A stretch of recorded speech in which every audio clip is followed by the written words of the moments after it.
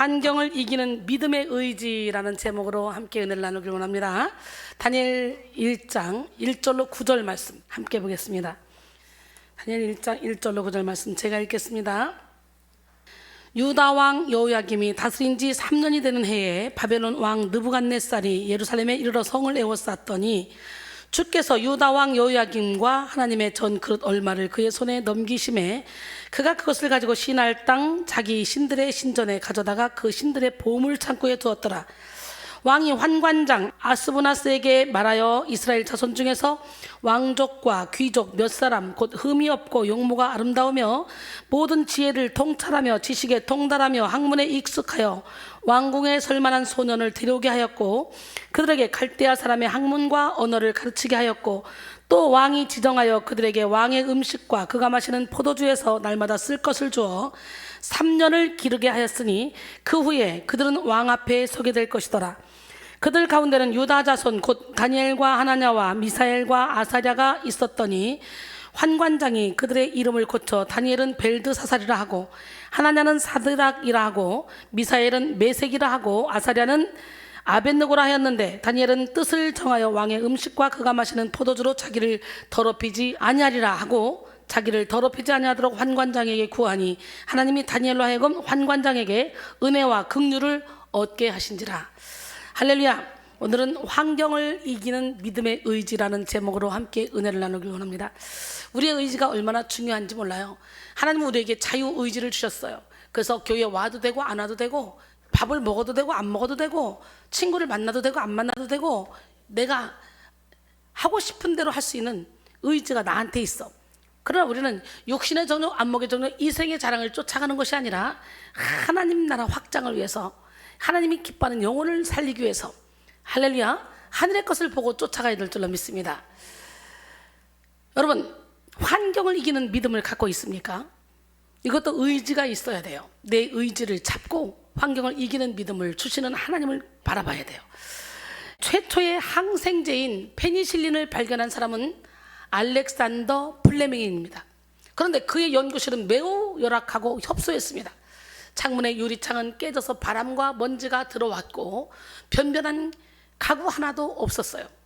그는 이렇게 열악한 연구실에서 곰팡이에 관한 연구에 몰입했습니다. 그러던 어느 날 그는 깨진 창문을 통해 날아온 곰팡이의 포자를 현미경으로 관찰한 후에 중요한 사실을 발견했습니다. 그 곰팡이에 페니실린의 원료가 숨어 있었던 것인데요. 그는 이것을 토대로 페니실린을 만들었습니다. 여러분 이 포자가 뭔지 아십니까? 이 포자는 식물이 무성 생식을 하기 위해서 형성하는 생식 세포입니다. 근데요 몇 년 후에 한 친구가 플레밍의 연구실을 방문하고 깜짝 놀랐어요. 아니 이렇게 형편없는 연구실에서 페니실린을 만들다니. 만약 자네에게 아주 좋은 환경이 주어졌다면 엄청난 발견들을 했을 텐데 말이야. 플레밍은 빙그레 웃으면서 말합니다. 이 열악한 연구실이 페니실린을 발견하게 해주었다네. 창틈으로 날아온 이 먼지가 바로 페니실린의 재료가 됐다네. 중요한 것은 환경이 아니라 강인한 의지라네 라고 말했어요. 여러분 그렇습니다. 중요한 것은 환경이 아니라 강인한 의지입니다.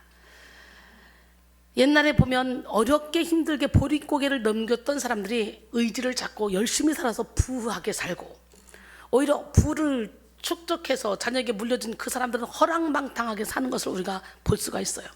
그런 것처럼 환경이 중요한 게 아니라 환경보다 더 의지가 중요해요. 물론 사람의 환경도 아주 중요하죠. 사람들은 흔히 환경이 사람을 만든다고 생각합니다. 좋은 환경이 좋은 사람을 만들고 나쁜 환경이 나쁜 사람을 만든다고 생각하죠. 편안한 환경이 편안한 사람을 만들고 척박한 환경이 억척스러운 사람을 만든다고 생각합니다. 물론 충분히 일리가 있는 말이에요. 사람은 누구나 자신이 속한 자연 환경, 사회 환경, 가정 환경의 영향을 받으며 성장하고 환경에 따라서 인격을 형성하기도 합니다. 성실하고 정직하며 사랑이 많은 부모에게서 자란 사람들은 부모를 닮아 성실하고 정직하며 사랑이 많은 삶을 살게 되는 경우가 많이 있습니다. 이와 달리 게으르고 악하고 무정한 부모에게 자란 자녀들은 그러한 부모의 모습을 답습하여 게으르고 악하고 무정한 삶을 살아가게 되는 경우도 많이 있습니다. 뜨겁게 예배드리며 기도와 말씀을 가까이 하는 환경 속에 사는 사람들은 자신도 모르게 믿음의 삶을 살게 되고, 방탕하고 탐욕적인 환경 가운데 사는 사람들은 어느 순간 그런 환경에 물들어가기가 쉽습니다. 그래서 우리는 만남의 축복을 구해야 하고 환경의 축복을 구해야 합니다. 어떤 학교에 가야 할지, 어떤 직장에 가야 할지, 누구와 결혼해야 할지 등의 이 중요한 선택의 순간에는 항상 영혼을 살리고 영혼을 살릴 수 있는 믿음의 환경을 구해야 합니다. 그러나 말세에 살아가는 성도들은 환경의 복을 구하는 믿음에 머무르게 되는 거예요. 마지막 때에 살아가는 그리스도인들은 반드시 환경을 이기고 환경을 다스리는 삶을 살아야 돼요. 이런 믿음의 능력을 소유해야 합니다. 요한일서 5장 4절로 5절, 무릇 하나님께로부터 난 자마다 세상을 이기느니라. 세상을 이기는 승리는 이것이니 우리의 믿음이니라. 예수께서 하나님의 아들이심을 믿는 자가 아니면 세상을 이기는 자가 누구냐 그랬어요. 많은 그리스도인들이 현재의 삶에 만족하지 못하고 무엇이 더 나아지면 하나님을 더 잘 섬길 수 있을 텐데 라고 말합니다. 예를 들어 가정 환경이 좋았다면, 부모를 잘 만났다면, 상처를 받지 않았다면, 월급이 더 올라갔다면, 지위가 높아졌다면, 많이 배웠다면, 자녀들이 속 썩이지 않는다면, 공부만 잘한다면 하나님을 잘 섬길 수 있을 텐데 라는 말을 합니다. 이것은 다 환경의 지배를 받는 말이에요. 우리는 건강이 부족할 때는 와서 열심히 헌신하고 봉사할 때 하나님이 봉사하도록 하려고 건강을 주시고, 물질이 없을 때는 심는 대로 거둔다 하신 주님 앞에 심을 때 하나님은 물질을 주시는 거예요. 옛날에 감자씨 이런 거요, 배가 고파 허리띠를 졸라매도 그 종자 씨는 먹지 않더라고. 그걸 심어야 거기서 몇 배로 거두니까. 그런데 미숙한 믿음은요, 환경의 지배를 받지만 장성한 믿음은 환경을 정복한다는 거지. 여러분은 환경의 지배를 받고 있습니까? 아니면 환경을 정복하고 있습니까? 연약한 믿음은 환경을 탓하지만 건강한 믿음은 환경을 변화시킵니다. 윈스턴 처칠은 비관론자는 모든 기회에서 어려움을 찾아내고 낙관론자는 모든 어려움에서 기회를 찾아낸다 라고 했어요. 여러분 어때요? 모든 어려움에서 기회를 찾는 자입니까? 지금 여러분은 어떤 삶을 살고 계십니까? 불신이 만든 비관론에 빠져 환경을 탓하며 환경의 지배를 받고 살고 있습니까? 아니면 믿음이 만든 낙관론으로 어려운 환경 중에서도 하나님의 섭리를 따르며 살고 있습니까? 영적인 비관론에 빠진 성도들은요, 환경이 달라지면 자신의 신앙생활이 달라질 것이라고 생각합니다. 지금보다 돈이 더 많으면, 지금보다 더 좋은 직장에 다니면, 지금보다 머리가 좋다면, 지금보다 건강하다면, 지금보다 아이가 더 크면 하나님을 잘 섬길 수 있고 더 나은 믿음으로 살아갈 수 있을 것이라고 생각합니다. 그래서 주님, 저의 환경을 변화시켜 주세요. 이 문제 저 문제를 해결해 주시면 열심히 주를 섬기겠습니다 라고 기도하기도 하죠. 그러나 오늘 우리는 환경의 변화에 앞서 먼저 믿음의 성숙을 갈구해야 돼요. 믿음의 성숙을 간구해야 돼. 믿음이 약하면 99가지 좋은 환경 속에 있어도 한 가지 안 좋은 환경에 집중하며 환경에 지배를 당하게 됩니다. 그러나 믿음이 강하면 99가지 안 좋은 환경이 있어도 한 가지 좋은 환경에 집중하며 환경을 이겨나갑니다. 이 시간 여러분 모두가 믿음의 연단을 받고 믿음의 능력을 받아 믿음의 의지를 굳게 다잡으시기를 소원합니다. 믿음의 의지를 굳게 잡은 사람은 아무것도 볼 수 없는 상황 속에서도 믿음의 눈을 뜨고 아무것도 잡지 못하는 환경 속에서도 영적인 감각을 깨워서 어디서나 하나님의 뜻을 바라봅니다. 히브리서 11장 1절로 2절, 믿음은 바라는 것들의 실상이요 보이지 않는 것들의 증거니 선진들이 이로써 증거를 얻었느니라 그랬어요. 지금 우리가 살아가고 있는 이 세상은 날이 가면 갈수록 악해지고 있어요. 이는 우리의 대적 마귀가 자기의 때가 얼마 남지 않은 것을 알고 최후의 발악을 하고 있기 때문이에요. 이 공중곳에서 잡은 악한 영, 이 세상 신, 이 사탄 마귀가 신앙생활을 제대로 하려고 하는 사람을 더 집중 공략합니다. 세상을 주관하는 악한 영들은 정치, 경제, 문화, 교육, 예술의 배후에서 역사하면서 세상 속에 살아가는 사람들을 악으로 물들여버려요. 그래서 우리의 배후에 악한 영이 일하냐, 아니면 우리의 배후에 하나님이 일하시냐, 우리는 분별해서 항상 하나님이 우리 배후에서 일하실 수 있도록 나 자신의 십자가에 못 박고 예수님을 주인 삼아야 됩니다. 우리는 성령이 거하는 전입니다. 믿으십니까? 정직하게 살려면 바보 취급 받는 게 이 시대야. 그러나 우리는 이 시대 속에서도 하나님의 말씀대로 살려고 노력하고 내세를 바라보며 살아가야 될 줄 믿습니다. 이 세상은 그야말로 마귀 소울처럼 보이지 않습니까? 돈을 위해서라면 물불을 가리지 않습니다. 쾌락을 위해서라면 인권도 존중되지 않습니다. 권력을 위해서라면 사람을 이용하고 배신하는 일이 비일비재합니다. 그리고 서로가 다 알면서도 눈 감아줍니다. 뭐 원래 그런 거지 뭐. 남들은 그렇지 않나, 다 그렇게 사는데. 세상의 풍조를 쫓는 사람들은 세상이 추구하는 부귀명예 권세 얻기를 위해서 아주 혈안이 되어 살다가 많은 것을 얻으면요 허무함을 느낍니다. 또 많은 것을 얻지 못하면 좌절을 경험하죠. 그 누구도 세상에 속한 것을 통해 참된 만족을 얻을 수가 없는 거예요. 요한일서 2장 17절에 이 세상도 그 정욕도 지나가되 오직 하나님의 뜻을 행하는 자는 영원히 거하느니라. 악한 세상을 통해 역사하는 사탄의 주된 표적은 예수를 주로 섬기며 천국의 삶을 구하는 성도입니다. 세상에 속한 사람들은 어차피 자신의 밥입니다. 마귀의 밥이에요. 그러니까 건드리지 않아요. 오히려 하나님께 속한 그리스도인들을 미워하고 교회를 핍박하는 게 사단의 계략이죠. 그래서 할 수 있으면 택하신 자들도 실족시키려고 미혹합니다. 근신하라 깨어라. 너희 대적 마귀가 우는 사자같이 두루다니며 삼킬 자를 찾나니 너희는 믿음을 굳건하게 하여 그를 대적하라. 이는 세상에 있는 너희 형제들도 동일한 고난을 당한 줄 알미라. 베드로전서 5장 7절로 8절 말씀이죠. 여러분, 우리가 진짜 하나님을 사랑하고 하나님 뜻대로 살려고 하면요 세상이 가만 놔두지 않습니다. 요한복음 15장 18절로 19절 세상이 너희를 미워하면 너희보다 먼저 나를 미워한 줄 알라. 너희가 세상에 속하 있으면 세상이 자기 것을 사랑할 것이나 너희는 세상에 속한 자가 아니요 도리어 내가 너희를 세상에서 택하였기 때문에 세상이 너희를 미워하느니라 그랬어요. 마태복음 24장 24절에 거짓 그리스도들과 거짓 선자들이 일어나 큰 표적과 기사를 보여 할 수만 있으면 택하신 자들도 미혹하느니라 그랬어요. 그러니 신앙생활을 잘하려고 몸부림치고 십자가의 길을 가겠다고 몸부림치는 여러분에게는 반드시 사단이가 어떤 방법으로든지 방해하려고 아마 우는 사자처럼 삼킬 자를 찾아 달라올 겁니다. 그래서 우리는 어떻게 돼요? 죽어야 돼요. 깨져야 돼요. 부서져야 돼요. 무너져야 돼요. 그리고 예수님을 주인으로 모셔야 돼요. 강한 자가 무장을 하고 자기 집을 지킬 때는 그 소유가 안전하되 더 강한 자가 와서 그 믿던 무장을 빼앗고 그 재물을 나눈다는 거예요. 누가복음 11장 21절로 22절 강한 자는 사탄 마귀요 더 강한 자는 예수 그리스도.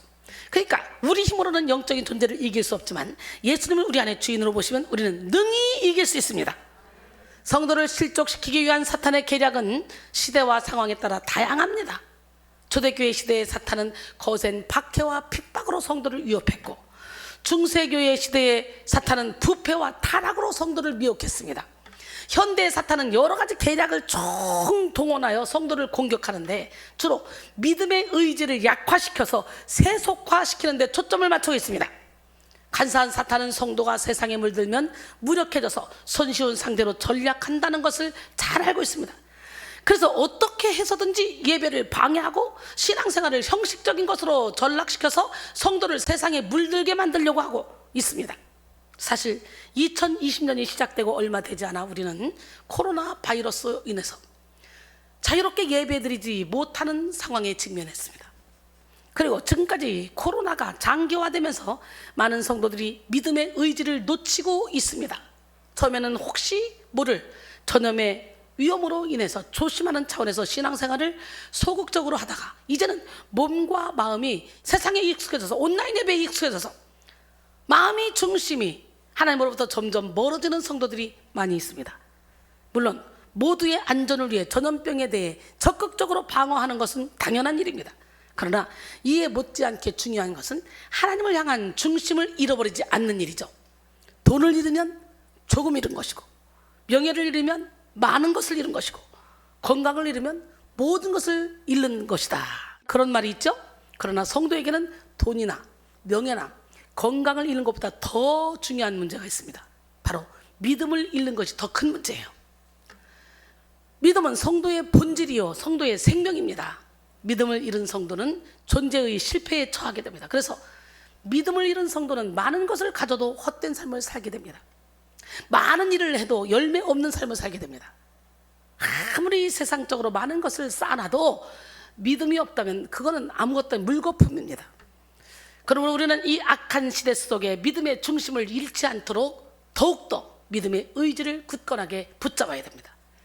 근본적인 문제는 환경의 문제가 아니라 믿음의 문제예요.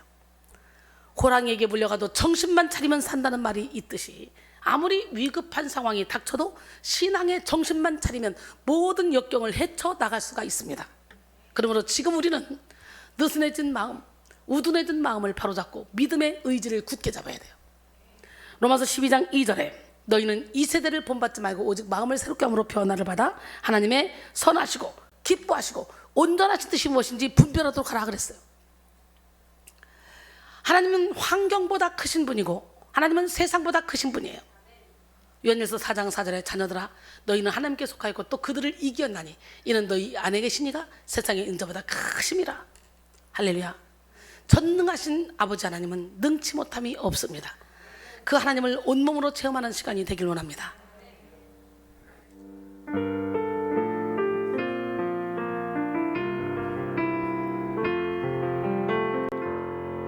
전능하신 나의 주 하나님은 능치 못하실 일 전혀 없네. 우리의 모든 간구도 우리의 모든 생각도 우리의 모든 꿈과 모든 소망도 신실하신 나의 주 하나님은 우리의 모든 괴로움 바꿀 수 있네. 불가능한 일 행하시고 죽은 자를 일으키시니 그를 이길 자 아무도 없네. 주의 말씀 의지하여 깊은 곳에 금을 던져 오늘 그가 놀라운 일을 이루시는 것 보라. 주의 말씀 의지하여 믿음으로 금을 던져 믿는 자에게 능치 못함 없네. 주의 말씀 의지하여 깊은 곳에 금을 던져 지금 그가 놀라운 일을 이루시는 것 보라. 주의 말씀 의지하여 믿음으로 금을 던져 믿는 자에게 능치 못함 없네. 믿는 우리에게 능치 못함 없네.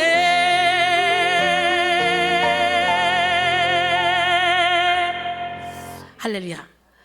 하나님은 인간의 생사화복을 주장하시며 모든 역사를 주관하시는 분입니다. 사람이 아무리 애쓰고 수고해도 하나님의 인정과 허락이 없으면 그 모든 것이 부질없는 일이 됩니다. 그러므로 우리는 어떤 환경 속에 있다 할지라도 하나님께 믿음의 뿌리를 깊게 내리고 하나님만을 의지하는 삶을 살아야 됩니다. 오늘 주님께 뿌리를 깊이 내립시다. 시편 127편 1절에 보니까 여호와께서 집을 세우지 아니하시면 세운 자의 수고가 헛되며 여호와께서 성을 지키지 아니하시면 파수꾼의 깨어있음이 헛되도다 그랬어요. 전도서 2장 22절로 23절 사람이 해 아래서 행하는 모든 수고와 마음에 애쓰는 것이 무슨 소득이 있으랴. 일평생에 근심하며 수고하는 것이 슬픔뿐이라. 그의 마음이 밤에도 쉬지 못하나니 이것도 헛되도다 그랬어요. 믿음의 선배들은 환경에 따라 믿음이 왔다 갔다 변질되지 않았습니다. 요셉도 다윗도 모세도 사도 바울도 환경에 좌우되지 않았습니다. 언제나 기쁨을 누렸습니다. 디모데전서 6장 6절에 그러나 자족하는 마음이 있으면 경건은 큰 이익이 되느니라 그랬어요. 신앙생활의 상당한 문제는 대부분 의지와 관련한 것입니다.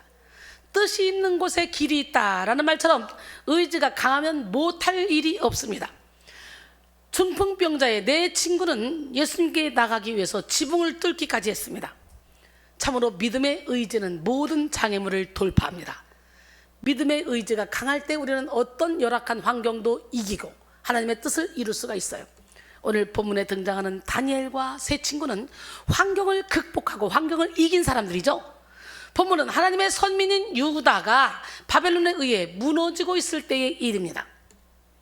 다니엘 1장 1절로 2절. 유다 왕 여호야김이 다스린 지 3년이 되는 해에 바벨론 왕 느부갓네살이 예루살렘에 이르러 성을 에워쌌더니 주께서 유다 왕 여호야김과 하나님의 전 그릇 얼마를 그의 손에 넘기심에 그가 그것을 가지고 신할 땅 자기 신들의 신전에 가져다가 그 신들의 보물 창고에 두었더라. 여호야김이 다스린 지 3년이 된 때는 기원전 605년입니다. 기원전 605년은 남유다 왕국이 망하기 시작할 때였습니다. 그때 바벨론의 느부갓네살 왕이 유다에 올라와서 1차 포로를 잡아갔는데요, 이때 다니엘과 친구들도 잡혀갔어요. 이로부터 19년이 지난 기원전 586년에 남유다는 바벨론에 의해서 완전히 패망했죠. 1차, 2차, 3차에 포로를 잡혀가면서 완전히 패망했어. 남유다 백성들이 보기에 나라가 바벨론에게 의해 망하고 백성들이 포로로 끌려가는 상황은 저주받은 상황이요, 비관할 수밖에 없는 상황입니다. 더군다나 유다 백성들의 가장 사랑하고 신성시하는 예루살렘이 바벨론에 의해서 포위되었고, 예루살렘 전에 있던 성물들이 그들에게 뺏겨서 우상들의 신전에 두게 된 것은 그들에게 최대의 수치와 절망의 사건이었죠. 오늘 본문 1절에서 에워쌌더니, 여기에 해당하는 와야차르는 무엇인가를 숨이 막힐 정도로 강하게 속박하고 동요매는 행위를 나타냅니다. 성을에 해당하는 이 알레하는 뭐뭐에 대항하여 라는 의미로 느부갓네살 군대가 예루살렘을 공격하여 강하게 압박함을 나타냅니다. 그런데 오늘 본문은 이런 비극적인 일을 특이하게 진술하고 있습니다. 본문 2절을 보니까 주께서 넘기심에 라는 표현이 있어요. 즉 사람의 눈으로 볼 때는 강력한 대적 바벨론이 유다를 쑥대밭으로 만들고 무너뜨린 것 같지만 사실은 그 모든 상황을 주관하고 계신 분이 하나님이시라는 것입니다. 다니엘은 바벨론의 예루살렘 침공 및 성전 약탈 행위를 하나님의 섭리 차원에서 봤습니다. 하나님은 여호야김이 11년 통치 내내 하나님 앞에서 악을 행했기 때문에 바벨론 군대를 보내서 유다를 멸하려는 계획을 가지고 계셨어요. 사랑하는 유다를. 왕하 24장 1절로 2절. 여호야김 시대에 바벨론 왕 느부갓네살이 올라오매 여호야김이 3년간 섬기다가 돌아서 그를 배반하였더니 여호와께서 그의 종 선지자들을 통하여 하신 말씀과 같이 갈대아의 부대와 아람의 부대와 모압의 부대와 암몬 자손의 부대를 보냈어요. 여호야김에게로 보내 유다를 쳐 멸하게 하셨어요. 누가? 여호와 하나님이. 사랑하는 자기 백성을 칠 때 얼마나 가슴이 아프겠어. 우리 자녀가 너무 말을 안 들으면 가슴이 아프지만 매로 때리는 것처럼, 때려놓고 아프죠. 그런 것처럼 하나님이 유다 백성을 바로 세우려니까 어쩔 수 없어 바벨론이라는 나라를 세워서 유다 백성들을 훈련을 시키는 거지. 본문 2절에 주는 아도나이로 모든 것을 통치하는 절대자를 뜻합니다. 다니엘이 여호와를 아도나이로 칭한 것은 바벨론 왕 느부갓네살에게도 주가 되신다는 사실을 강조하기 위함이었어요. 느부갓네살을 여호와의 심판 대리인으로 예루살렘을 침공했던 것입니다. 예레미야 29장 10절로 11절 여호와께서 이와 같이 말씀하시니라. 바벨론에서 70년이 차면 내가 너희를 돌보고 나의 선한 말을 너희에게 성취하여 너희를 이곳으로 돌아오게 하리라. 여호와의 말씀이라. 너희를 향한 나의 생각을 내가 하나니 평안이요 재앙이 아니니라. 너희에게 미래와 희망을 주는 것이라. 하나님의 계획 속에 바벨론이라는 나라를 세워놓고 거기서 70년 동안 훈련을 시켰어요. 그 무너지지 않을 것 같은 바벨론은 그냥 이스라엘 백성들을 훈련시킨 후에 완전히 흔적조차 없어졌어요. 악한 자의 모든 활동은 결국 하나님의 허락 안에 이루어지는 것입니다. 그러므로 악한 것도 적당하게 쓰려고 하나님이 지었다고 하잖아. 그러므로 우리는 고난을 당할 때 하나님의 큰 그림을 볼 수 있어야 돼요. 하나님은 우리에게 영원한 멸망을 피하게 하시려고 잠시의 고난을 허락하시고 완전한 축복을 주시려고 부분적인 상실을 허락하십니다. 다니엘과 세 친구는 하나님의 큰 그림을 볼 줄 아는 사람들이었어요. 우리 모두 다 하나님의 큰 그림을 볼 줄 알아서 인생이 끝났다고 생각할 그때에 우리를 바라보기를 원합니다. 인생의 벼랑 끝에서 우리를 바라보기를 원합니다. 그래서 그들은 나라가 망해가는 중에도 자신들이 바벨론의 포로로 끌려가도 절망하지 않고 믿음의 의지를 놓치지 않았어요. 다니엘과 다니엘의 세 친구. 당시 바벨론의 느부갓네살 왕은 집요하리만큼 유다의 인재들에게 집착했습니다. 영원한 바벨론 제국을 꿈꿨던 느부갓네살 왕은 바벨론 제국에서 부족한 것은 인재라고 생각하여 유다의 탁월한 인재들을 바벨론화 시켜서 그들을 통해 세계 정복을 이루려고 했습니다. 다니엘 1장 3절로 4절, 왕이 황관장 아수부나스에게 말하여 이스라엘 자손 중에서 왕족과 귀족 몇 사람 곧 흠이 없고 용모가 아름다우며 모든 지혜를 통찰하며 지식에 통달하며 학문에 익숙하여 왕궁에 설만한 소년을 데려오게 하였고 그들에게 갈대아 사람의 학문과 언어를 가르치게 하였고 바벨론은 유다에서 데려온 포로들을 바벨론화시키기 위해서 바벨론의 언어와 문화를 강요했습니다. 바벨론의 의복을 입고 바벨론의 음식을 먹으며 바벨론의 음악을 듣게 했고 바벨론의 학문과 관습에 익숙해지도록 만들었어요. 심지어 이름도 바벨론식으로 불렀어요. 바벨론의 이런 정책은 포로들의 민족 정체성을 말살하고자 하는 것이었습니다. 우리나라도 일제강점기에 이러한 민족 말살 정책 아래에 있었습니다. 민족 말살 정책은 일본이 우리 민족을 말살하고자 황국신민서사, 이게 뭐냐? 일제가 국민정신 함량이라는 명목으로 조선인들에게 암송을 강요한 맹세입니다. 이걸 맹세를 하게 했어요. 이 맹세의 첫 번째, 우리들은 대일본 제국의 신민입니다. 우리들은 마음을 합하여 천황폐하께 충의를 다합니다. 우리들은 연고 단련하고 훌륭하고 강한 국민이 되겠습니다. 기가 막히지 않습니까? 황국신민서사를 만들어서 재창하게 했고 1938년에는 조선어 교육을 모두 폐지해서 일어를 상용케 했던 정책입니다. 그리고 창씨 계명을 강요해서 우리 민족의 정체성을 완전히 없애고자 했습니다. 이 창씨 계명이 뭐냐? 일본식으로 이름을 바꾸는 거예요. 오늘 본문에 나오는 바벨론 포로들에게도 해당하는 내용입니다. 다니엘 1장 7절에 환관장이 그의 이름을 고쳐 다니엘은 벨드사살이라 하고 하나냐는 사드락이라 하고 미사엘은 메삭이라 하고 아사랴는 아벳느고라 하였더라.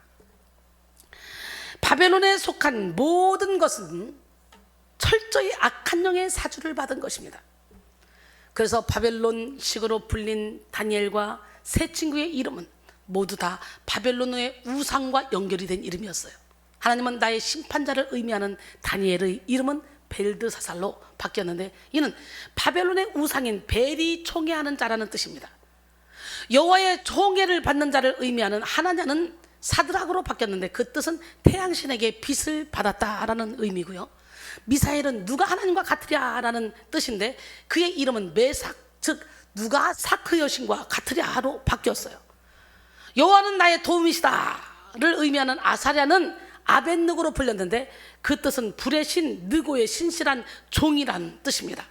이렇게 다니엘과 세 친구는 하나님과 연결된 이름을 사탄과 연결된 이름으로 다 바꿔야만 했습니다.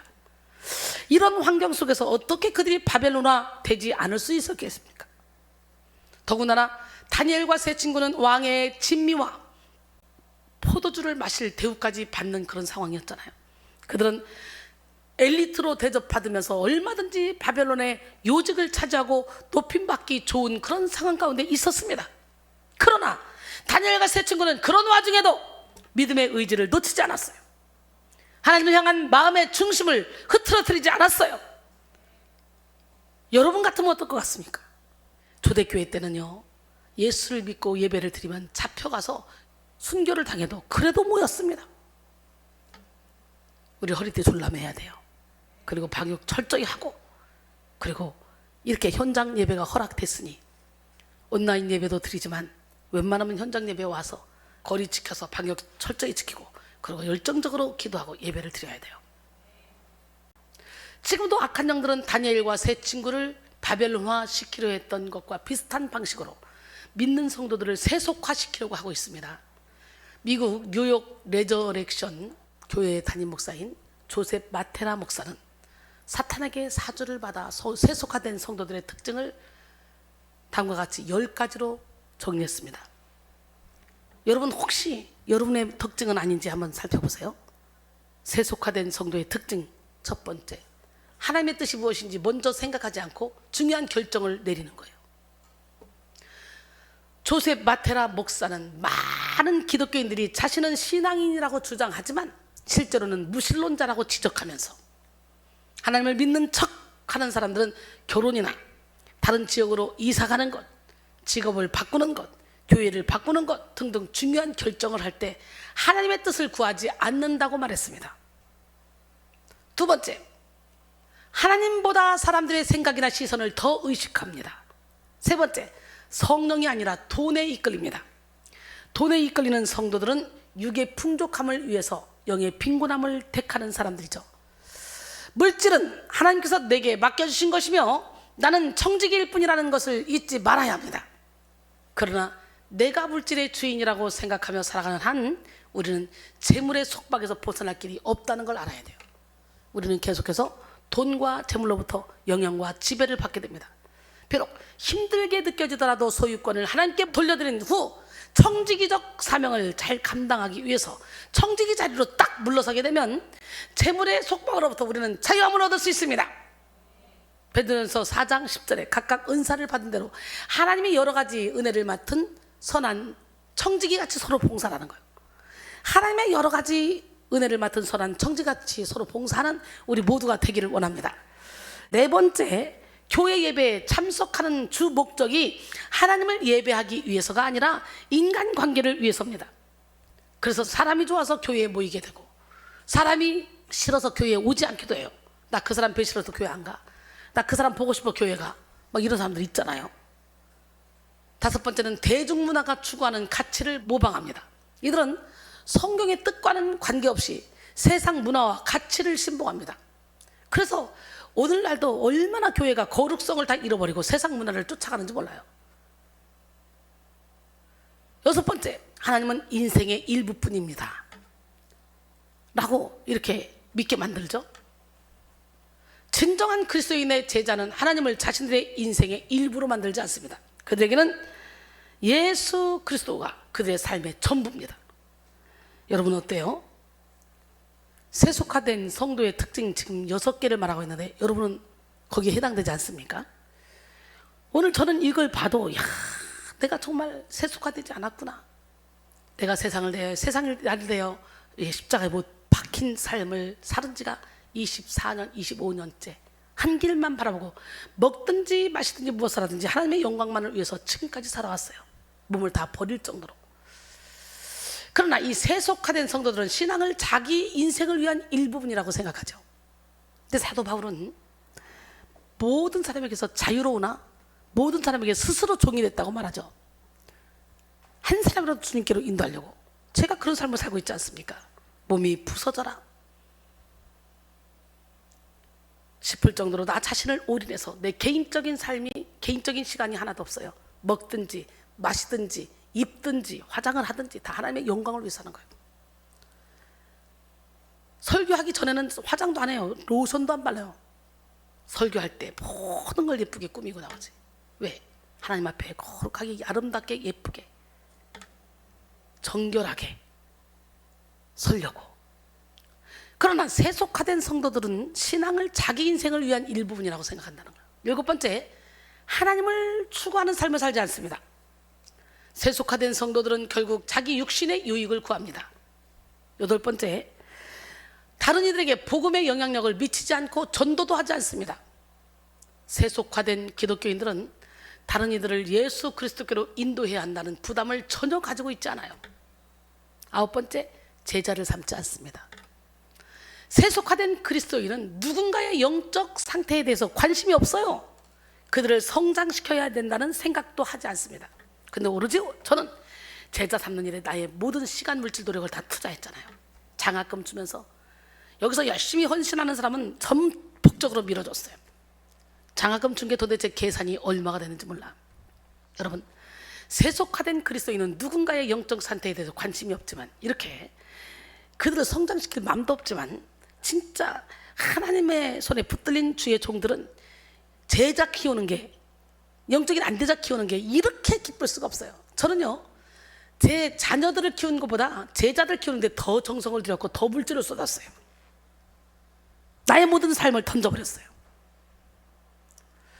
10번째, 재정에 있어서 성경적 청지기 정신을 가지고 있지 않습니다.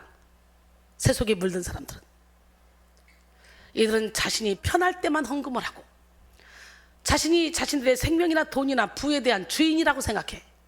그 예물을 들여놓고도 어깨 힘줘. 자기 의에 도취돼서. 그리고 자기가 필요한 만큼은 놔두고 딱 남는 여분에서만 예물을 드려. 근데 진짜 하나님의 사람들은 허리띠를 졸라매고 자기는 굶으면서까지도 하나님께 예물을 드려 하나님 나라 확장에 신경을 씁니다. 여러분, 이 세속화된 사람들은 자신이 편할 때만 헌금을 하는데, 여러분, 심는 대로 거두고 심는 양대로 거두고 심는 종류대로 거둔다 했잖아. 너희를 위하여 보물을 땅에 쌓아두지 말라. 거기는 좀이나 동록이 해하고 도둑이 구멍을 뚫고 도둑질하느니라. 오직 너희를 위하여 보물을 하늘에 쌓아두라. 거기는 좀이나 동록이 해하지 못하고 도둑이 구멍을 뚫고 도둑질도 못하느라. 내 보물이 있는 그곳에는 내 마음도 있느니라. 하나님과 재물을 겸하여 섬길 수 없느니라. 마태복음 6장 19절로 24절 말씀이에요. 여러분, 이렇게 세상에 물들어 세속화된 사람들은 교회에 나와서 예배를 드리고 말씀을 들어도 본질적으로 기독교 진리에 대해서 무지합니다. 깨닫지 못하는 거예요. 사탄의 거짓 속임수에 곧잘 속게 되죠. 세속화된 사람들은 사후 세계보다 현실 세계를 더 추구하기 때문에 세상 일에 집착하게 되고 죄를 짓는 일에는 둔하면서 진리는 의심하는 태도를 취하게 됩니다. 이렇게 세속화될수록 우리의 영은 약해지고 세상을 이길 힘은 상실한 채 세상의 지배를 받게 됩니다. 그러므로 우리는 세상 속에 살지만 세속화되지 않아야 합니다. 빛은 어둠과 섞이지 않듯이 세상에 비친 우리는 어둠과 섞이는 것이 아니라 어둠을 빛으로 변화시켜야 합니다. 마태복음 5장 14절로 16절, 너희는 세상의 빛이라. 산 위에 있는 동네가 숨겨지지 못할 것이요 사람이 등불을 켜서 말 아래 두지 아니하고 등경 위에 두라니 이러므로 집안 모든 사람에게 빛이 되니라. 이같이 너희 빛이 사람 앞에 비치게 하여 그들로 너희 착한 행실을 보고 하늘에 계신 너희 아버지께 영광을 돌리게 하라. 할렐루야. 요한일서 1장 5절에 우리가 그에게서 듣고 너희에게 전하는 소식은 이것이니 곧 하나님은 빛이시라. 그에게는 어둠이 조금도 없으시다는 것이니라. 할렐루야. 다니엘과 세 친구는 바벨론의 환경에 에워싸임을 당했지만 믿음의 의지를 잃지 않고 그들의 영혼을 빼앗기지 않았습니다. 바벨론의 문화와 질서 속에 살아가면서도 선과 악, 그 위에 계신 하나님을 바라보고 인정하는 일에 실패하지 않았습니다. 그들은 한결같이 모든 것을 주장하시는 유일신 하나님만 경배하고 하나님만 섬겼습니다. 그들이 환경을 이기고 하나님을 향한 마음을 잃지 않을 수 있었던 이유는 굳게 믿음의 의지를 다잡았기 때문이에요. 다니엘은 처음부터 뜻을 정해서 자신의 영적 성결을 잃지 않으리라 작정했습니다. 다니엘 1장 8절에 다니엘은 뜻을 정하여 왕의 음식과 그가 마시는 포도주로 자기를 더럽히지 아니하리라 하고 자기를 더럽히지 아니하도록 환관장에게 구하니 라고 합니다.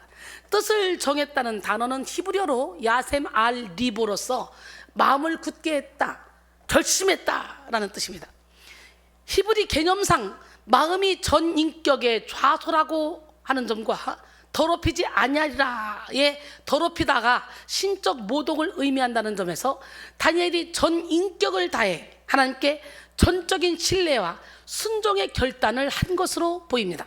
우리도 다니엘처럼 어떤 상황 속에서도 신앙의 힘으로 살겠다는 뜻을 분명하게 세워야 합니다. 세상이 악해지고 무질서해져도 뜨겁게 예배드릴 수 있는 형편이 안 돼도 하나님을 위해 살겠다는 뜻을 분명하게 세워야 합니다. 뜻을 정한 사람은 한 곡의 찬양 안에도 천국이 열리는 기적을 경험할 수 있습니다. 믿음의 의지가 굳건한 성도는 예배 한 타임에도 강력한 성령의 역사를 체험할 수 있습니다. 주께는 하루가 천년 같고 천년이 하루가 있다 했잖아요. 그러나 뜻을 정하지 않은 사람은 이런저런 환경에 요동하며 두 마음을 품고 살 수밖에 없습니다. 야고보서 1장 6절로 8절, 오직 믿음으로 구하고 조금도 의심하지 말라. 의심하는 자는 마치 바람에 밀려 요동하는 바닷물개 같으니 이런 사람은 무엇이든지 주께 얻기를 생각하지 말라. 두 마음을 품어 모든 일에 정함이 없는 자로다 그랬어요. 그렇다면 우리는 영혼의 성결을 위해서 어떻게 살아야 될까요? 첫 번째, 영혼의 성결을 위한 믿음의 의지를 붙잡아야 돼. 할렐루야. 기독교 철학자 중 스웨덴 키에르케고르는 매춘의 유혹을 받았던 적이 있었습니다. 그것 때문에 무척 괴로워할 때 그는 응답을 받고 그의 일지에 이렇게 기록했습니다. 진정한 마음의 깨끗함은 오직 한 가지 목적에 몰두하는 데 있다. 신적인 목적, 하나님의 목적 앞에 몰두할 때 나는 내 마음이 깨끗해지는 것을 느낀다 라고 했어요. 하나님께 몰두합시다. 할렐루야. 야고보서 4장 8절에 하나님을 가까이 하라. 그리하면 너희를 가까이 하시리라. 죄인들아 손을 깨끗이 하라. 두 마음을 품은 자들아 마음을 성결하게 하라. 마음을 성결하게 하고 신실하게 진실하게 거룩하게 살기 위해서는요, 나 무엇과도 주님을 바꿀 수 없습니다 라는 이 고백이 여러분 영혼 깊은 곳에서부터 울려 퍼져야 돼요.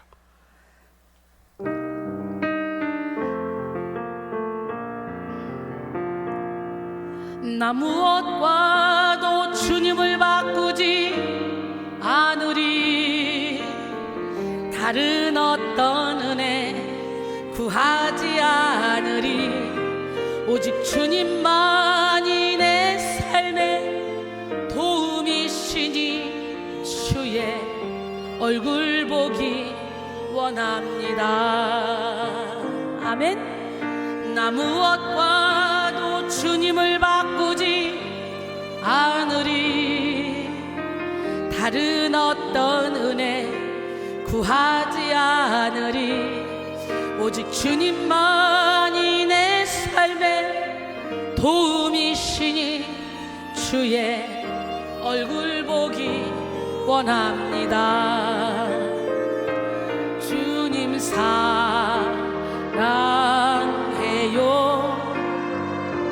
온 마음과 정성 다해 하나님의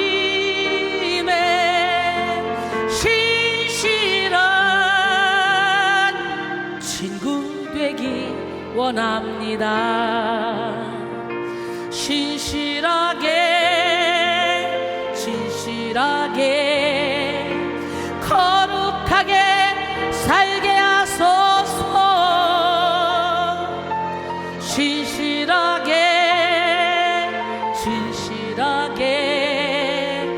거룩하게 살게 하소서.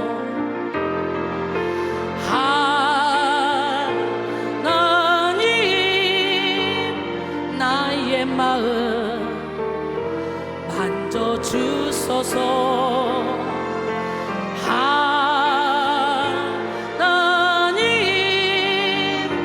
나의 영혼 새롭게 하소서.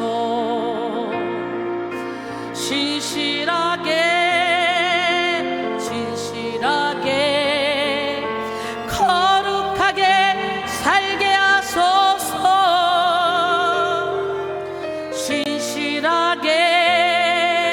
진실하게 거룩하게 살게 하소서.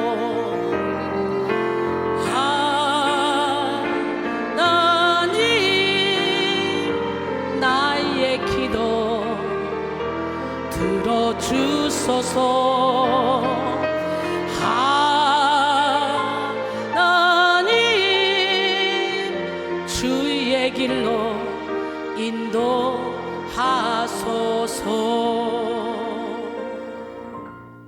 할렐루야. 무엇보다도 중요한 것은 영혼의 성결입니다. 오직 성부, 성자, 성령 삼위일체 하나님의 영만이 우리의 영혼을 다스릴 수 있습니다. 우리에게 참된 능력과 사랑을 허락하십니다. 그 삼위일체 영만이, 하나님의 영만이 우리를 진리 가운데로 인도하십니다. 영이 혼탁해지면 분별력을 잃게 되고 자신에게 해가 되는 것을 구하며 악을 향해 달려가게 됩니다. 그러므로 우리는 어떤 상황 가운데서도 영혼의 성결을 지켜야 합니다. 할렐루야. 다니엘과 세 친구는 영혼의 성결을 지키기 위해 왕의 음식과 그가 마시는 포도주를 마시지 않겠다고 결단했습니다. 당시 왕이 먹었던 음식 중에 고기는 우상의 제단에 바쳐진 음식이었고 포도주는 우상에게 드려진 음식이었습니다.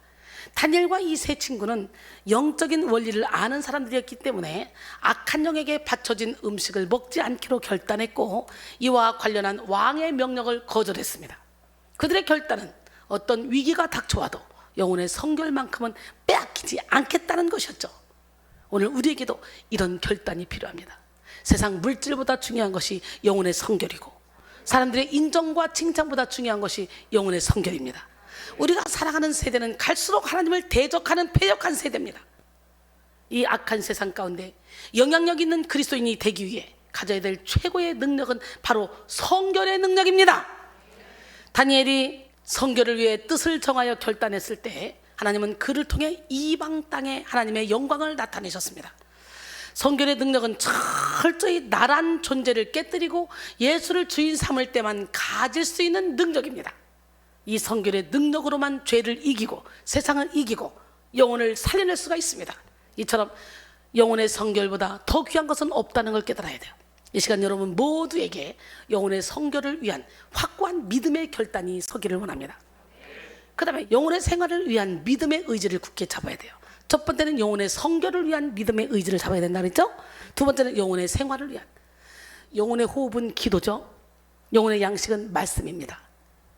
말씀과 기도는 따로 떨어질래야 떨어질 수가 없어요. 마른 뼈들이 막 살아날 때 하나님은 에스겔에게 명령하라 했어요.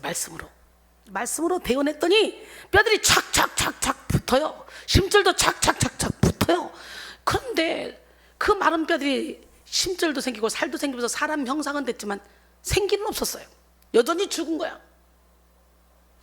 그때 생기를 불어 넣었을 때 그게 성령이죠. 그 기도죠.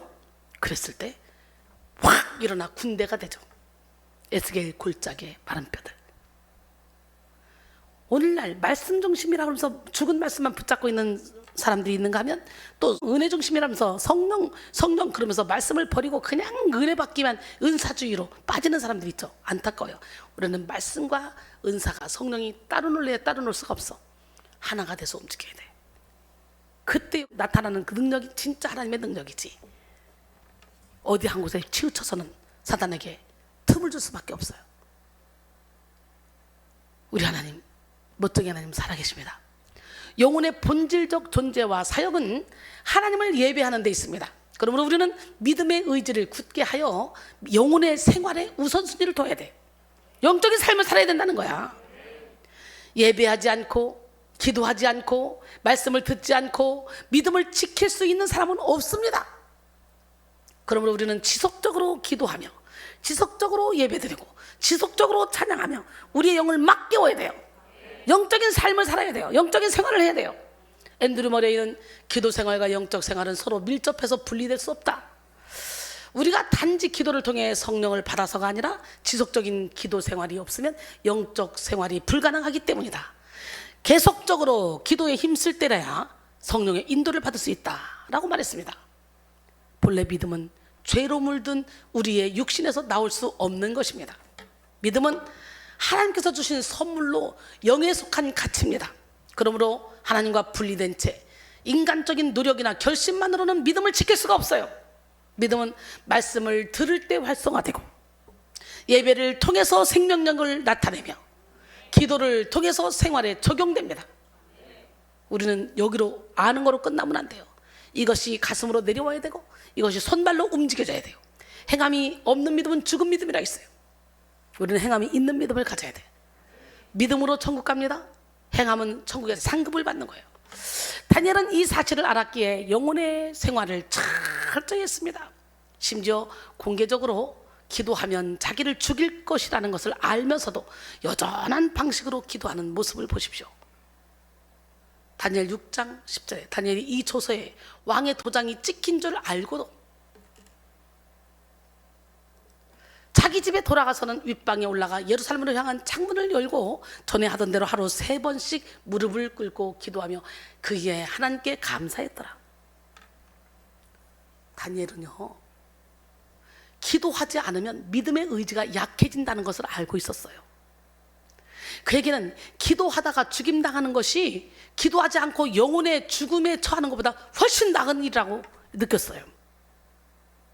기도하지 않고 죽는 것보다 기도하다가 죽는 게, 기도하지 않으면 어떻게? 영혼이 죽잖아요. 영혼이 죽는 것보다 차라리 기도하다가 육이 죽는 게 훨씬 낫다고 생각을 한 거죠. 멋지지 않습니까? 이게 영적인 생활이야. 오늘 우리는 이런 명확한 의지를 가지고 기도와 말씀, 예배에 전념해야 합니다. 스펄전은 기도하지 않고 성공했다면 성공한 그것 때문에 망한다 라고 했고요. 빌리그램은 하나님이 살아계심을 자신 있게 말할 수 있는 이유는 나는 매일 아침마다 그분과 이야기하기 때문입니다 라고 말했습니다. 세 번째로, 영혼의 사명을 위한 믿음의 의지를 굳게 잡아야 돼요. 믿음의 의지는 사명이라는 건강한 방향성을 가질 때 제대로 된 효력을 발휘합니다. 이순이가 사명이 있으니까 이 믿음을 지키는 거지. 사명이 없어봐, 적당히 쉬고 싶을 때 쉬고 적당히 놀고 싶을 때 놀고 적당히 하겠지. 사명이 있으니까 계속 24시간 시간만 되면 말씀 붙잡고 늘어지고 영상 작업하고 그리고 설교하고, 이게 내 삶의 다잖아. 눈을 뜨나 감으나. 믿음의 의지는 사명이라는 건강한 방향성을 가질 때 제대로 된 효력을 발휘할 수 있는 거예요. 사명이 있어봐 시간, 물질, 노력이 아깝지가 않습니다. 나에게는 알 수 없는 강한 힘이 오고 강한 능력이 오고 강한 기쁨이 오고 사랑이 나타납니다. 사명을 가지고 달려가면. 우리 그런 은혜를 받고 싶지 않습니까? 함께 찬양합니다. 나에겐 알 수 없는 힘 어디서 생겨나는지, 지금도 알 수 없는 강하고 담대한 힘, 언제 어디서든 쓰러진다 하여도 주님의 도움 때문에 일어설 수 있어요. 나에겐 알 수 없는 사랑 어디서 생겨나는지, 지금도 알 수 없는 강하고 따뜻한 사랑, 누가 나를 미워한다 하여도 주님의 도움 때문에 사랑할 수 있어요. 나에겐 알 수 없는 능력 어디서 생겨나는지, 지금도 알 수 없는 강하고 담대한 능력, 언제 어디서든 쓰러진다 하여도 주님의 도움 때문에 일어설 수 있어요. 아멘이십니까? 믿는 자들의 이런 표적이 따르니 곧 그리들 이름으로 귀신을 쫓아내며 새 방언을 말하며 뱀을 집어올리며 무슨 독을 마실지라도 해를 받지 아니하고 병든 사람에게 손을 얹은 즉 나으리라 하시더라. 오늘 이 능력을 받기를 원합니다. 하나님이 주시는 사명을 붙들 때 하나님은 우리에게 사명을 감당할 만한 능력과 힘을 주십니다. 사명이 있는 곳에 하나님의 뜻이 있고 길이 있습니다. 벤 캠벨 존슨은 다음과 같이 말했습니다. 사명은 나를 향한 하나님의 관심이다. 하나님이 주신 사명은 나를 강력하게 만든다. 우리를 완전히 바꾸어 놓을 수 있는 것은 오직 그분의 부르심 뿐이다. 우리는 오직 하나님이 주신 사명에 의해 변화된 삶을 살 수 있다. 오늘 하나님이 당신에게 주시는 특별한 사명을 발견하라 그랬어요. 오늘 바로 지금 여러분에게 주시는 특별한 사명을 발견하시길 원합니다. 우리 이승주 사모님이 계속 사명을 발견하지 못해서 도대체 나는 이것도 못하고 저것도 못하고 신대원만 다니면 뭐합니까? 어쩌고 막 그러더니 웬일이야, 세상에 어느 순간 샥 일어났어요. 깨어나더라는 거예요. 말씀이 보이고 설교가 짜지고 영상 작업이 되고 팍 깨어났어요. 그래서 본교회에서, 자기 남편이 목사님이니까 본교회에서 오전 예배 드리고 저 오후에 여기 앉아 있잖아요. 우리 교인 같아요. 영상 작업 열심히 하고 누구보다도 열심히 잘하고 뭐든지 다 잘해. 우리 김선준 전도사님 대구에서 한 주간 했는데 아주 인기가 좋아가지고요. 성도도 제일 많이 오고 이제 막 여기서 아무것도 아닌 사람이 훈련 받으면서 이제 막 병아리로 태어나니까 성도들도 더 궁금하기도 하고 더 돕고 싶기도 하고 응원도 해주고 싶고 또 그 남편이 엄청난 회사 사장님이잖아. 그 남편이 세상에 한 번도 안 빠지고 계속 와서 막 예물을 드리고 마지막 날은 막 파티해주고 이것저것 사가지고 막 통닭도 시켜주고 막 파티해주고 막 그러면서 행복하게 지냈다 그래요. 정말 신대원 졸업생들 신대원생들 많이 있는데 여러분 모두가 다 신대원 다닐 때 이미 다 익어서 나와야 돼. 신대원 졸업함과 동시에 막 설교 막 유창하게 하고 막 능력행하고 바로 교회 개척해서 나가도 손색이 없을 만큼 이렇게 훈련 받아야 돼요. 아주 코로나 기간이라 얼마나 한가해. 열심히 설교 준비하세요. 그래가지고 열심히 여러분의 영혼육을 간단하게 만드시기 바랍니다. 이승주 사모님처럼 여러분 모두가 다 사명을 확 발견해야 돼요. 조주옥 사모님, 서민준 사님은 이미 사명을 확 발견하고 확 달라붙어서 결국은 졸업했는데 이승주 사모님은 이상하게 그냥 비리비리 하더라고. 어느 순간에 확 잡더라고. 에이따 모르겠다 휴학해놓고 원장님 따라붙자 그러면서 막 캐나다로 막 미국으로 막 따라붙더니 휙 컸어요. 얼마나 감사한지 몰라요. 이제는 뭐 쫙 가서 설교할 수 있을 정도까지. 여러분 개인적인 이익을 위한 의지는 땅에 속한 정욕에 지나지 않는 것입니다. 다니엘은 단순히 자기 개인을 위해서가 아니라 악한 바벨론의 문화 속에서도 하나님의 뜻을 이루기 위해 믿음의 의지를 다잡았습니다. 그래서 정권이 3번이나 바뀌어도 한결같이 요직을 차지하며 중요한 대사를 감당할 수 있었습니다. 하나님은 오늘도 하나님의 뜻을 구하는 자에게 하늘의 능력을 더해 주십니다. 하나님은 믿음의 의지를 강하게 하는 자에게 긍휼을 베풀어 주십니다. 영혼의 성결을 위해, 영혼의 생활을 위해, 영혼의 사명을 위해 믿음의 의지를 굳게 하는 여러분 되길 원합니다. 그럴 때 하나님의 능력을 힘입을 수가 있습니다. 다니엘 1장 9절에 하나님이 다니엘로 하여금 환관장에게 은혜와 긍휼을 얻게 하신지라. 하나님은 환관장의 마음을 움직였을 뿐만 아니라 채소만 먹은 다니엘과 세 친구의 얼굴이 왕의 진미를 먹은 사람들보다 더 나아 보이도록 역사하셨어요. 그리고 하나님은 이 네 소년들에게 세상 학문뿐만 아니라 영적 세계를 알 수 있는 비전을 보게 하셨어요. 뿐만 아니라 다니엘에게는 환상과 꿈을 해석하는 은사도 더해 주셨어요. 굳건한 믿음의 의지가 환경을 초월하는 능력을 얻게 한 것입니다. 다니엘은 왕이 바뀌어도 계속 총리를 했어요. 멋지지 않습니까? 결론적으로 사랑하는 성도 여러분, 현재 여러분에게 주어진 환경이 어렵더라도 환경 때문에 낙심하지 마십시오. 상심하지 마십시오. 절망하지 마십시오. 하나님 우리에게 주신 믿음의 능력은 세상을 이기는 힘입니다. 환경을 다스리고 정복하는 권능입니다. 그러므로 다니엘과 세 친구처럼 영혼을 위해, 영혼의 생활을 위해, 영혼의 사명을 위해 믿음의 의지를 굳건하게 잡고 거친 세상 속에서 세상에 물들지 않고 예수 그리스도의 길로 달려 나아갑시다. 결국은 왕의 신상에 절하지 않는다는 이유로 풀무불에 들어간 다니엘, 사드락, 메삭, 아벳느고, 이들은 어떤 역사가 일어났어? 하나님이 불의 본성을 막아버렸어. 왕 외에 다른 신이나 다른 사람에게 기도를 해서는 안 된다는 그 말을 어긴 다니엘은 결국은 사자굴에 들어갔지만 굶주린 사자도 하나님이 입을 막아버렸네.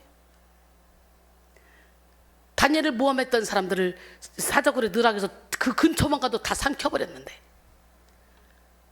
다니엘은 그 속에 있었지만 하나님이 사자의 본성을 막아버려. 하나님은 기적의 하나님입니다. 여러분 모두가 다 이 기적의 하나님이 누구 하나님?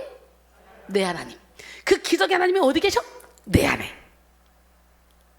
그러니 내게 능력 주시는 자에서 나는 모든 것을 할 수 있습니다 라는 당당한 믿음으로 달려가기로 합니다. 이 시간에 여러분 모두 환경을 이기는 믿음의 의지를 가지고 어떤 환경 속에서도 환경을 초월하여 하나님의 뜻을 이루고 천국을 누리시기를 주님의 이름으로 축원합니다. 그러기 위해서는 믿음 갖고 달려가야 되겠죠. 우리 믿음 갖고 달려가 볼까요? 나 주의 믿음 갖고 함께 찬양합니다.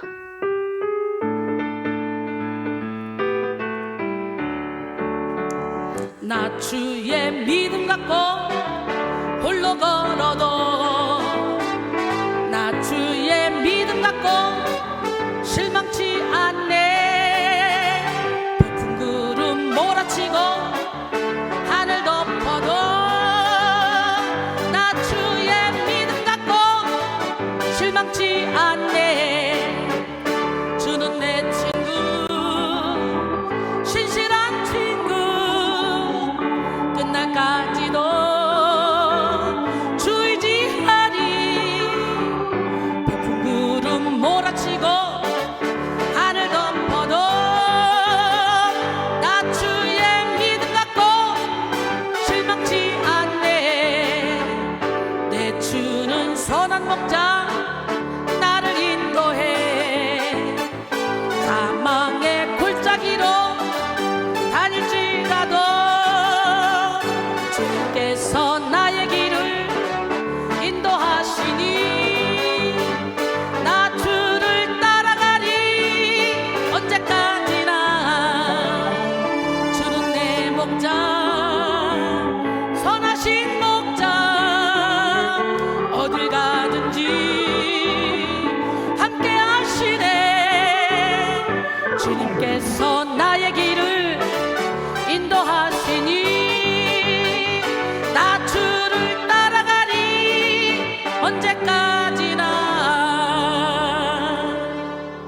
언제까지나 주님을 따라가기를 원합니까? 내 영혼이 은총 입어 중한 죄짐 벗고 보니 슬픔 많은 이 세상도 천국으로 화도다. 함께 찬양합니다.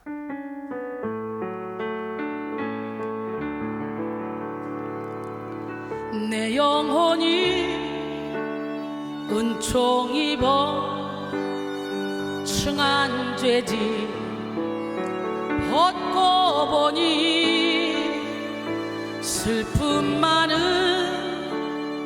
이 세상도 천국으로 화도다. 할렐루야 찬양하세. 내 모든 죄 사함 받고 주 예수와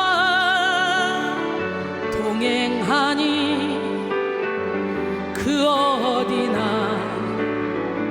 하늘나라. 주의 얼굴 뵙기 전에 멀리 뵈던 하늘나라 내 맘속에 이루어지니 날로 날로 가깝도다. 할렐루야 찬양하세. 내 모든 죄 사함 받고 주 예수와 동행하니 그 어디나 하늘나라. 높은 산이 거친 들이 초막이나 궁궐이나 내 주 예수 모신 곳이 그 어디나 하늘나라. 할렐루야 찬양하세. 내 모든 죄 사함 받고 주 예수와 동행하니 그 어디나 하늘나라. 아멘. 우리의 결단을 하시고 축도로 예배를 마칩니다. 하나님께서 말씀을 듣는 우리에게 너희는 온 천하에 나며 만민에게 복음을 전파라고 말씀하십니다.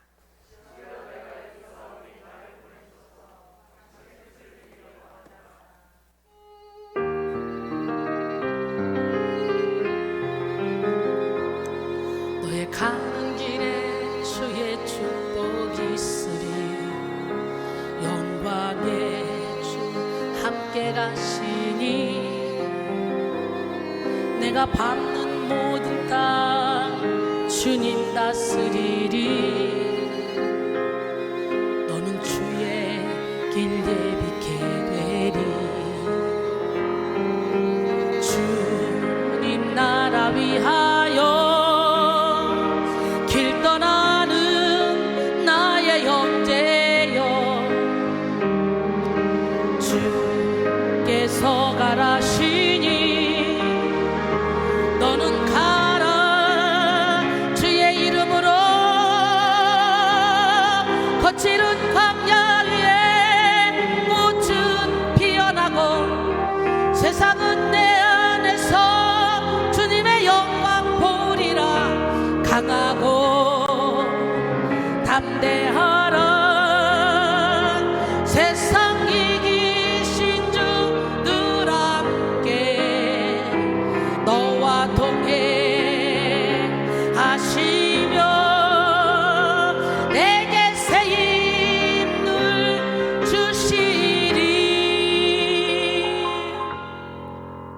지금은 우리 주 예수 그리스도의 은혜와 하나님의 극진하신 사랑과 성령님의 교통교제 충만하심이 환경을 이기는 믿음의 의지를 갖기를 원하는 사랑하는 성도들 머리 위에 가정 위에 직장 위에 사업장 위에 온라인으로 예배드리는 사랑하는 성도들 머리 위에 지금부터 영원토록 함께 하시기를 간절히 축원하옵나이다. 아멘.